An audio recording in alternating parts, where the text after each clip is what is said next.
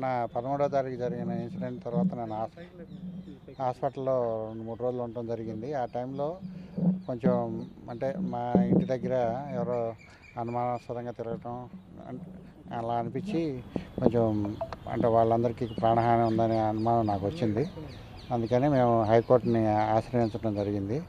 వారు ఏమన్నారంటే ఓకే, మేము ప్రొటెక్షన్ గురించి అడిగితే సరే ఇక్కడ ఎస్పీ ఆఫీస్కి, అట్లాగే తెనాలి ఏఎస్పీ, స్టేట్ ఎస్హెచ్ఓకి, అట్లాగే సిఎస్ గారికి, ఎలక్షన్ కమిషనర్ ఆఫ్ ఇండియాకి, అట్లాగే ఎలక్షన్ కమిషనర్ ఆఫ్ ఆంధ్రప్రదేశ్కి రిప్రజెంటేషన్లు ఇవ్వండి, మీకు తగిన ప్రొటెక్షన్ ఏర్పాటు చేస్తూ ఉన్నారు.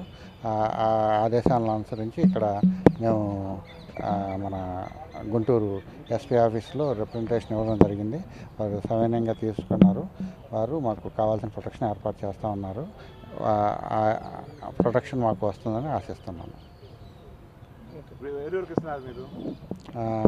ఎస్పీ గారికి, గుంటూరు ఎస్పీ గారికి, ఏఎస్పీ గారికి, ఎస్హెచ్ఓకి, మళ్ళా డీజీపీ గారికి, సిఎస్ గారికి, ఎలక్షన్ కమిషన్ ఆఫ్ ఇండియాకి, ఎలక్షన్ కమిషన్ ఆఫ్ ఆంధ్రప్రదేశ్కి మెయిల్స్ పంపించాం.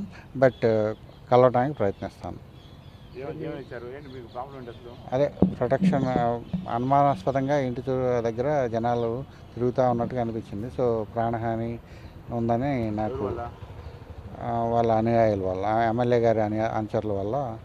ఎందుకంటే మొన్న మీరు చూసుంటారు ఆ వీడియోల్లో వాళ్ళు ఏ రేంజ్లో మమ్మల్ని అటాక్ చేశారో. అట్లా కొంచెం అనుమానాస్పదంగా మూమెంట్స్ చూసి కొంచెం మన జాగ్రత్తలో మనం ఉందాము అని చెప్పేసి రిప్రజెంటేషన్ ఇచ్చాము. ఫోన్లో ఏం లేదండి, కాకపోతే మూమెంట్ బేసిక్గా అటు ఇటు జనాలు. అది మొన్న కంప్లైంట్ మీద అదే వాళ్ళు ఎంక్వైరీ చేస్తున్నారు. మేము త్వరగా ఏదో కంక్లూజన్కి వస్తుందని ఆశిస్తున్నాం.